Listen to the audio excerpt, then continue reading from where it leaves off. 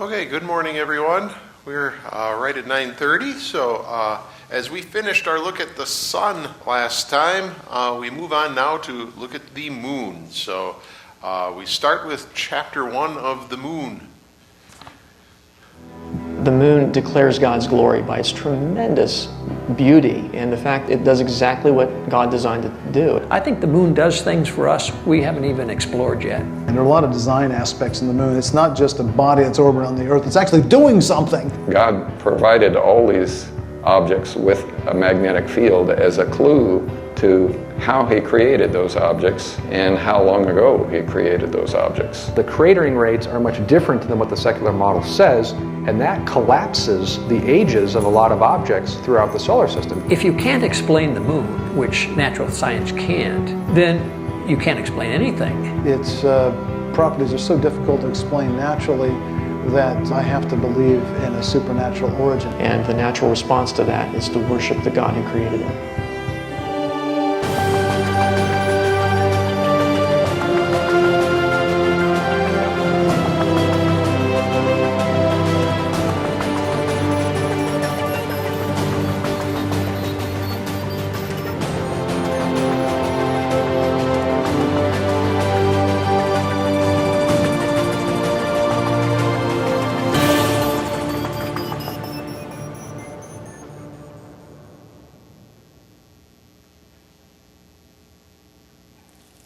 In the night sky, we are often in awe of a glowing orb which circles the earth. We're told in Genesis 1, God made the moon the same day he made the sun. He called it the lesser light to guide the night. But it was designed for more than just providing light. It controls many processes we are just beginning to understand.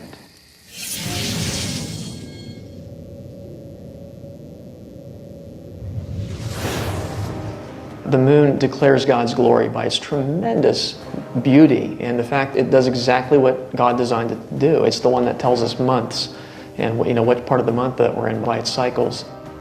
You know, some critics will say, well, we don't need that moonlight. That's kind of a funny design argument.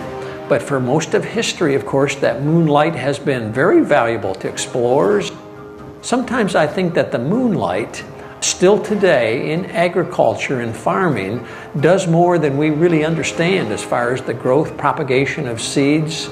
I think the moon does things for us we haven't even explored yet. If you've ever seen the moon through a small telescope, and it doesn't take a big telescope, I'm talking even a cheap telescope, you look at the moon with it, it is stunningly beautiful. One of the astronauts that walked on its surface called it a magnificent desolation, and I think that's a wonderful description of the moon. It's not designed for life like the Earth is. It doesn't have beautiful valleys and rivers. But the cratered surface of the moon through a telescope is stunning, and it looks so three-dimensional, especially if you look at it in the first quarter phase when it's illuminated right down the middle there. It looks so three-dimensional. You can see the spherical nature of it, and you can see the shadows of the mountains and the craters, and the natural response to that is to worship the God who created it.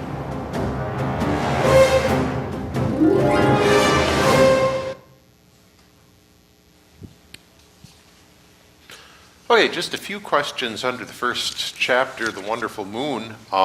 What phrase, number one, did one of the astronauts use when describing the moon? Magnificent desolation. And you might remember some of the photographs that the Apollo astronauts took from the moon, seeing the Earth rise and the Earth set from the moon as the sun's light reflected off the Earth to their visible eyes on the moon. And to think everything I know, everything I come from, all the life that I know of is there on the Earth, even from a secular perspective, and here I am on the moon. There's a comedy routine by one of our favorite comedians about how those Apollo astronauts, if it ever comes up, if they're ever at a party or something and someone starts to engage in one-upsmanship, like, oh yeah, you know what I did? I did this and this. Well, they're going to win every time. Like, I went to the moon. I stood on the moon and I watched the Earth. Like, you're not going to top that. Isn't it amazing too that's well over 50 years ago that Americans first stepped on the moon, and It's arguably the greatest human achievement. We sent men to the moon and brought them back safely. Using technology that is far inferior to what we have available to us today. Just truly amazing. And it was a gift of God that we were able to do it. And as we're going to see later on in today's lessons, it actually helped dispel some of the naturalistic explanations for what the moon is and where it came from. Number two, what purpose does Dr. Liesel refer to when he says the moon does what it's designed to do?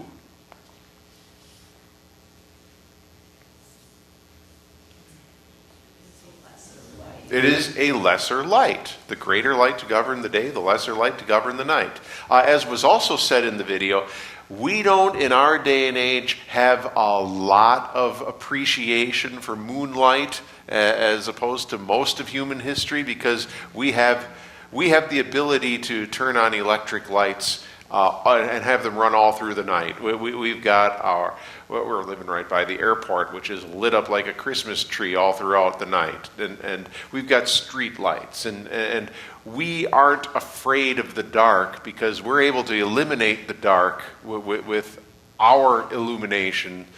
But so many people throughout history have relied on moonlight, especially sailors navigating the open seas. They relied on moonlight.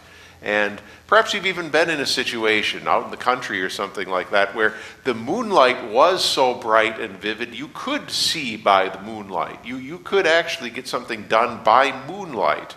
And that is a gift of God. And according to Dr. DeYoung, have we learned everything we can about the moon? Absolutely not. It was theorized in the videos that perhaps the moon has an effect on agriculture that really hasn't been studied yet. The moonlight may in some way spark the germination of seeds or aid the growth of plants in ways that we don't really understand yet. And why would we understand it all? We just finished talking about the sun, and we can't really comprehend how it is that amazing nuclear furnace keeps on going and doing the things that it does. But we're sure glad it does, and we're sure thankful to the one who put it there. Same thing with the moon. We probably aren't ever going to grasp everything that the moon does for us. We know that certainly it serves as a marker for days and seasons, and we can measure the lunar month against our own calendar month. We know that the moon affects the tides here on Earth, but why would we expect that we'd be able to understand everything God had in mind? One day we will understand everything that God blesses us with through the moon. So now we're going to get a little bit of the suppositions of the origin of the moon as we go to chapter 2. Astronomers study the origins of the universe. Some believe everything came about by chance and random processes, but they have presented only a few ideas on the moon's origin. Other astronomers believe in the Bible when it says that God spoke the moon into existence on day 4. What does the evidence really show?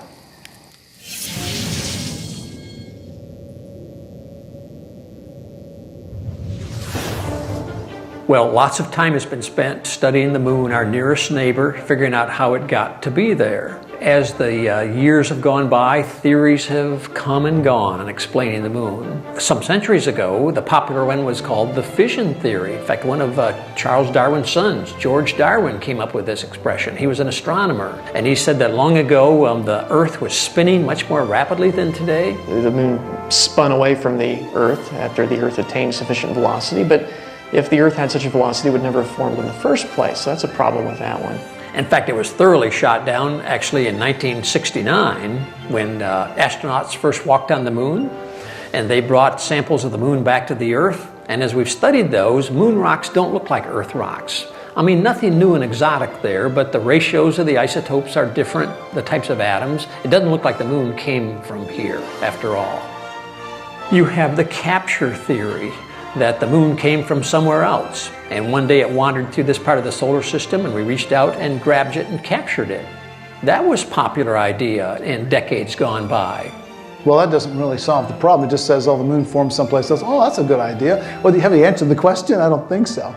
The capture theory is not really an origin theory. It brings in the moon from somewhere else, and we'll give them that. But it still doesn't work because the moon would escape, again, unless you can somehow decelerate it into orbit. But it turns out that's very difficult to accomplish in space, a capture of that sort. You need a third body to absorb some of that energy. In addition, that doesn't explain the similarities between the Earth and the moon. I mean, it does have differences, but it also has similarities. But when you do the physics of it, after a single pass, the moon would feel the Earth's gravity, and it would make like a half a turn around the Earth, but then it would escape. Like crack the whip, it would speed out of here. To capture the moon and keep it going around the Earth, you need to slow down the moon, insert it into orbit, put on the brakes. And how do you do that with a naturalistic theory? So that kind of went away. As the decades go by, I'm up to probably the 1980s or 90s, and the popular idea was called the nebula theory, that the moon just formed from a cloud of gas and dust. The moon and Earth were side by side, and these clouds collapsed and just became neighboring solid objects. You know, there are a lot of nebula still in space, and we look at those with our telescopes, and almost every one is expanding because gases and dust like to expand until they get small in the first place. So how do they get down to that size where they would stay small? It appears that we wouldn't have either Earth or a moon with the nebula theory. We just have a spray of gas. You could say that they co-accreted, that they both sort of formed in about the same area, but that really doesn't explain the difference in composition between the Earth and the moon. You'd expect them to be made out of the same material if they formed at the same place in the same way. And those seem to eliminate all the possibilities. Well, in the Apollo program, and about that time, with the samples they brought back and other things they learned, we were able to eliminate all three of those models. None of them work. I don't think hardly anybody believes any of those three anymore, but they were very popular back when the moon program was going on. One wag suggested the best solution is the moon doesn't exist. In recent years, people come with hybrid models where the Earth had a glancing blow from a Mars-sized object pretty early on and material splayed out. And actually fragmented the Earth into pieces. And some of these fragments moved into space and coalesced together to make the moon. And the remaining parts of the Earth kind of fell back together. The details aren't worked out on this, by the way. But the idea that this formed the moon, it was a major collision. And they run computer simulations to show how this might have happened. But you know, a computer simulation is not the same thing as evidence. There's absolutely no evidence for this scenario. Nobody's been able to work out the math to where it would really actually rigorously work out, where you get something like the moon. The impact has to be just right, and even then they can't get the masses to work out just right. And I'm sure waiting in the wings is the next theory, because none of them work. And it makes a person want to just patiently speak up after a while and say, maybe these natural origin theories aren't the way to go. Maybe it's beyond explanation. Furthermore, if you can't explain the moon, which natural science can't, then you can't explain anything, because that's our nearest neighbor. I'm not sure that we have any right to try to explain the planets or the solar system or the galaxies of the universe beyond when we haven't gotten to first base explaining where our moon comes from. And when I consider the unique properties of the moon, I'm convinced that its properties are so difficult to explain naturally that I have to believe in a supernatural origin. The moon's orbit is so different from the other planets and their satellites that it does bespeak of some sort of special status, either an origin or a purpose. As far as science is concerned, it's perfectly consistent with the biblical teaching that God created the heavens and the earth, including the greater light and the lesser light, the sun and the moon. And that's a refreshing aspect, I think, the creation viewpoint, to say the moon is not there by chance. In fact, there's reasons and purposes for the moon, and I think that's a neat way to look at this whole universe. It's a witness to the creation.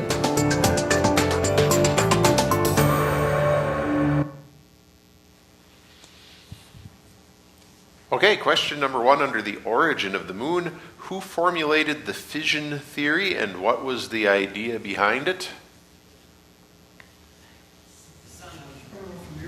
Yes, George Darwin, or we should say Sir George Darwin. He was knighted by Queen Victoria, and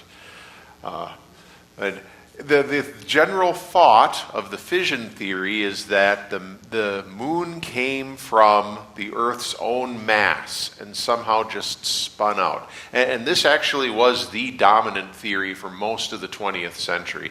I remember as a kid I had a 1960s textbook, and it had illustrations of how this happened.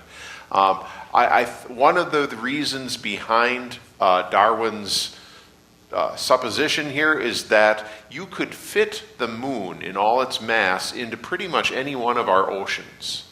So the thought was, well, from one of these oceans, a giant bunch of mass just spit out somehow and became the moon. And I had diagrams in this book of how, well, it just sort of, this blob just sort of came out of the earth, and it was almost like giving birth. And there's the moon now, and that was as far away as it could get because of the Earth's gravitational pull, and now here's the Earth. That was taught as fact for many years.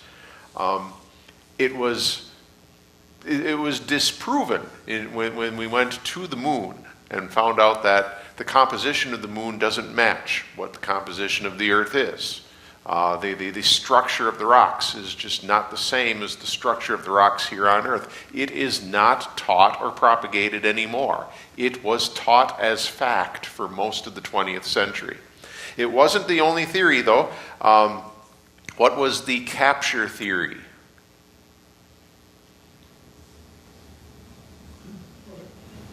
I'm asking through the universe and into the orbit of the Earth. Yeah, it just sort of came on by, and the Earth's gravity grabbed it and kept it in orbit. But what did the capture theory fail to explain? Yeah, how in the world did the moon's acceleration slow down to the point where Earth's gravity could grab it? Even more fundamentally, well, where did the moon come from in the first place? It doesn't. It all speak to the creation. It was already out there somewhere. Well, where did it come from? That's not touched on. What did the nebula theory say the Earth and the moon formed from? Yeah, gases and particles, nebulae, that just coalesced over time, and you just happen to have two of these coalescences near each other, the smaller one the moon, the larger one the Earth. But, there we are. What happened in the 1960s that disproved all these theories? We went to the moon. We could see what the composition of the moon was, and it wasn't what would uphold any of these man-made theories. So none of these theories are propagated anymore. Has secular science come up with a good theory as to how the moon was formed? No, they last for a time, but they all end up being disproven. And you start with an idea like Darwin did. Well, the oceans are so big, the mass of the moon could fit into one of these oceans. Therefore, sometime when the Earth was being formed, a big mass of material came out of there. Or the capture theory, well, it was out there floating. Or the nebula theory. Every one of them falls apart when you study it more in depth. Number 7, how does a creation-based viewpoint of how the moon fit with what we observe? Yeah, God put two things in the sky that were to be visible, one during the day, one during the night. The greater light to govern the day, the lesser light to govern the night. And though we don't often do all these discovery questions, first one was touched on. If naturalistic theory can't explain how the moon was created, how can it begin to explain how the rest of the universe came to be? It sort of begs the question, but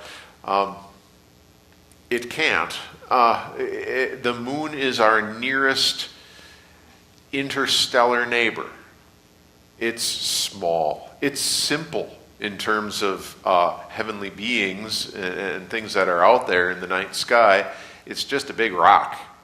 But we can't even explain where it came from, how it is that it does what it does. How in the world are we going to explain how the rest of the universe came to be from a naturalistic point of view. Stick with the Word of God and see what He says about it. All right, we're going to cover chapter 3 before we take our break. One of the fascinating features of the moon is all of its craters. Some craters are very small and a few very large. The origin of the age of the craters is a bit of a mystery to astronomers.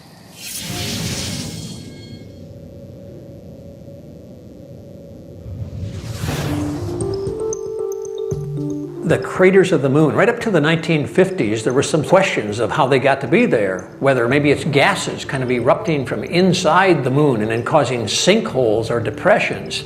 Today we know that that would be very rare. It might happen, but they're more likely caused from collisions, space collisions. There's a lot of debris in space, probably going back to the creation.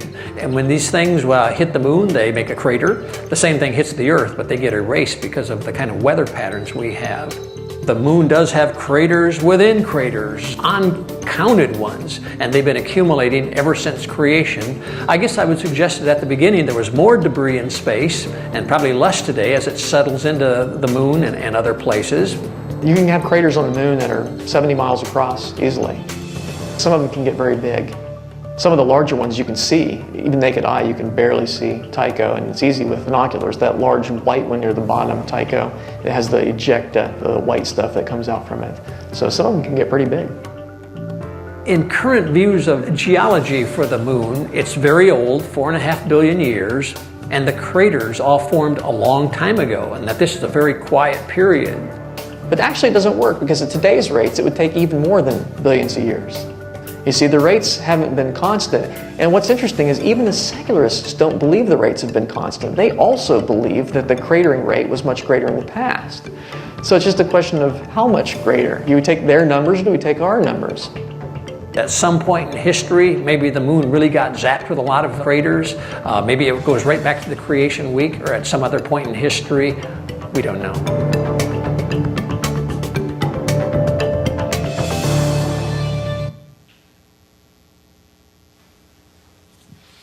Okay, under the moon's craters, number 1, how do craters form? Yeah, collisions. It was theorized that perhaps the craters were a product of internal combustion of some kind, so some sort of volcanic eruption that then not just would form a peak, but then would form a depression.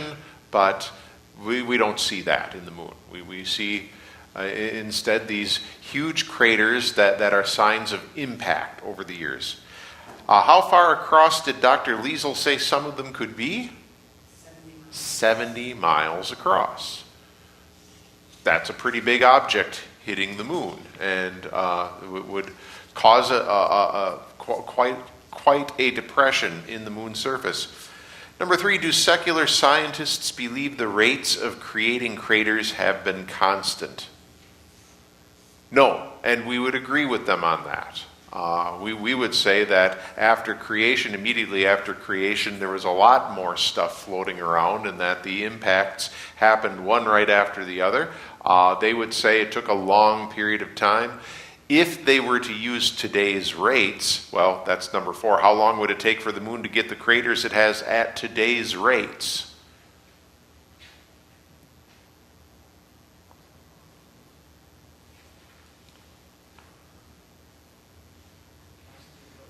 You think of why it is that secular scientists invent this concept of billions of years. Well, they need it.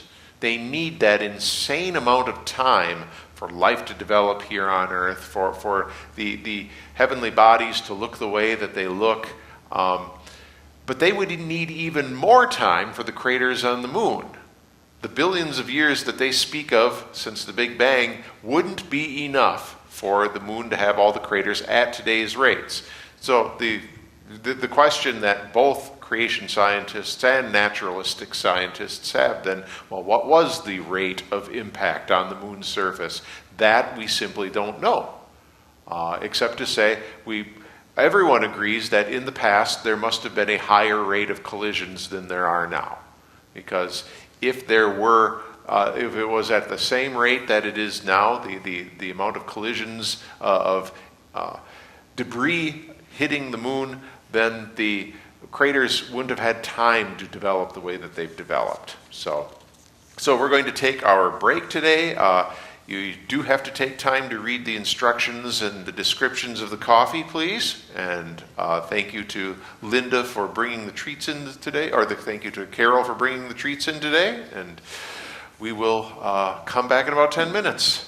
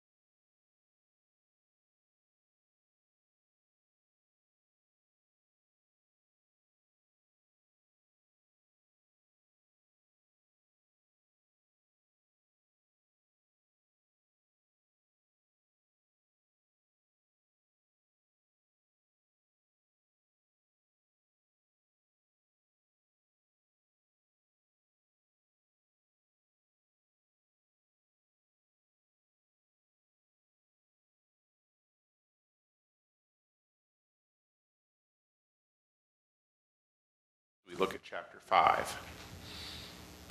There was a time when scientists thought the amount of dust on the moon could tell us something about its age.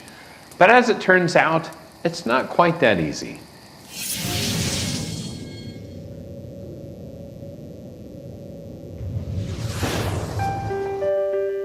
Well, the idea of the dust on the moon goes back some decades and was used as an argument for a young moon recently created. The idea being the moon has been orbiting for billions of years and there is dust in the solar system, a small amount of it. It should act like a vacuum cleaner and collect that dust after a while.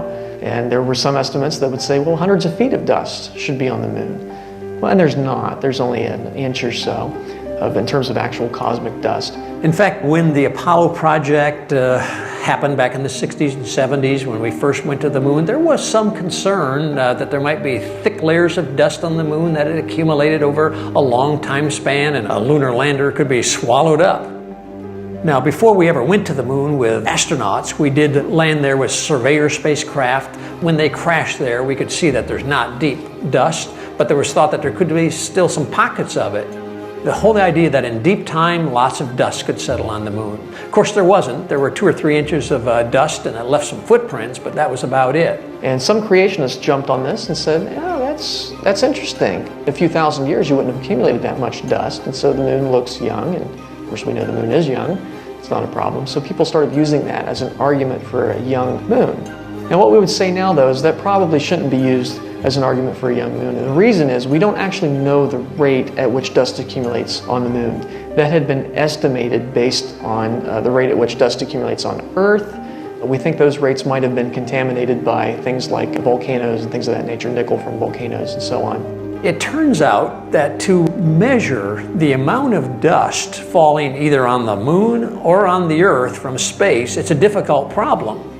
We've tried to fly satellites and high-altitude aircraft, and we'll put sticky tape on them to try to collect dust, and we can try that, but the motion of those kind of things stirs up the dust. So we don't have a good count on how much dust there is out there that would be settling on the moon. And if you don't know the rate, you can't make an estimation of the age. So dust on the moon does not argue either for an old moon or a young moon because we don't know what the rate is. At some point in the future, we might measure that rate and it might become a good argument again, but for right now, we recommend that people don't use that as an argument for a young moon.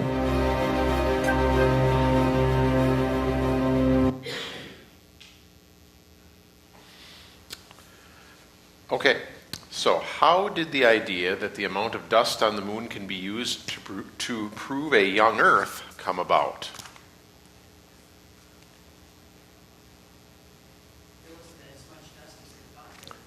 Right, and there was a fear, especially among secular scientists, that when we sent up these unmanned spacecraft to the moon, that there would be so much dust that it would accumulate over the millennia that it would just sort of, whatever we sent up there would just sort of sink into the dust.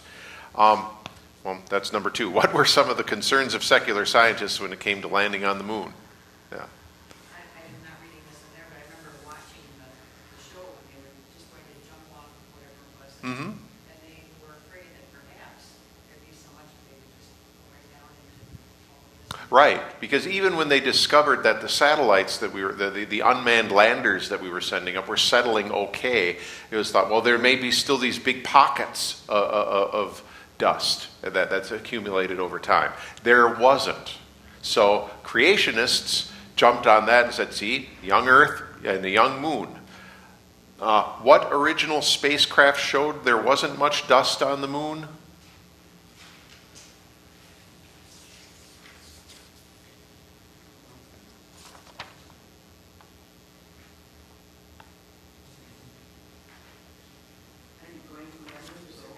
Yeah, the Surveyor spacecraft, sent up in the late 1960s as a precursor to manned moon landings. The Surveyor landed, like, didn't have any problem there. So, but number 5, is not much dust being on the moon a good proof that it's young? No, it isn't. And I'll admit, I've operated under that assumption when I've talked about the age of the moon before. Well, there's not much dust on the moon. There should be a lot of dust. But why is that not a good argument for a young moon and a young Earth? What don't we know? Yeah, we don't know what the rate of accumulation is. We have a very hard time measuring that because every time we send up a satellite to either orbit the moon and try to gather dust and see how much dust is falling, or even do it here on Earth, well, that craft stirs up dust and then artificially changes the readings. We just don't know. Over time, that may change. Over time, we may be able to gauge what the rate of accumulation of dust on the moon is, and then we'd be able to extrapolate from that. I would fully expect that if we were able to measure that, the measurements would point to a young Earth and a young moon, but we don't really have that data. So it is suggested that creationists not really use that argument anymore because it isn't as well thought out, and it isn't as compelling as you might think it might be. We'll do the discovery questions here too. Those who believe in a young moon use the lack of dust on the moon before having all the facts. How does rushing to prove your case before you have all the facts affect your credibility? It doesn't help, right? No, it doesn't help your credibility. And then when you are proven to not have data that you needed in order to make an informed decision, people are less likely to listen to you.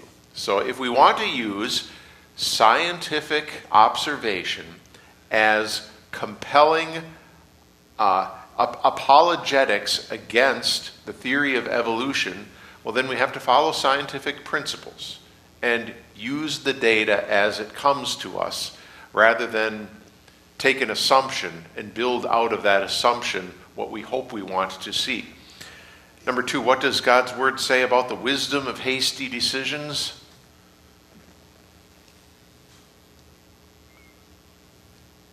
Though you probably can't cite chapter and verse off the top of your head, what do you think it says? Don't do it. Generally, don't do it.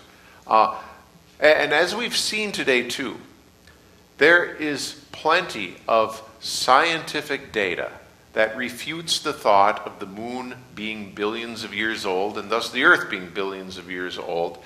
And we can point to that rather than pointing to the dust theory, not enough dust on the moon to make a difference. So you have to appreciate the way that these Christian scientists go about their job, still faithful to God's word and still operating under the assumption that God's word is true, and yet also still faithful to their observations and their data and not manufacturing something that isn't there. That we leave to the evolutionary scientists. Remember when one of our speakers this morning was talking about the computer models that they used to show how the moon nebulae came from nebulae and coalesced. And see, they've got the proof there in the computer model. A computer model isn't observation. A computer only does what you tell it to do. And they told it, okay, make a moon out of the nebula and make an Earth right next to it. And sure enough, the computer did it. That isn't proof. Neither is it proof to say, well, we thought there'd be a lot of dust on the moon if it was really billions of years old, and there isn't, therefore we're right. That isn't quite scientific either. So, all right, anything else about the moon for today? Well, let's close with a short prayer. Lord God, you did on the fourth day of creation make the greater light to govern the day and the lesser light to govern the night. We thank you for sun and moon and stars, and we thank you for all that you do for us here on earth through them. We also ask that as we see the moon, as we have it visible in our night sky, we may see it and think of what a wonderful creator God you are, how loving, how wise, and how powerful you are. That even this simplest of your interstellar creations is something that we can't really fully explain or comprehend. And as we leave the topic of the moon to you and to your creative wisdom, we ask that you would give us the grace to do all things in our lives exactly the same way, that we simply leave them in your hands and trust that you always know best. In Jesus' holy name we pray.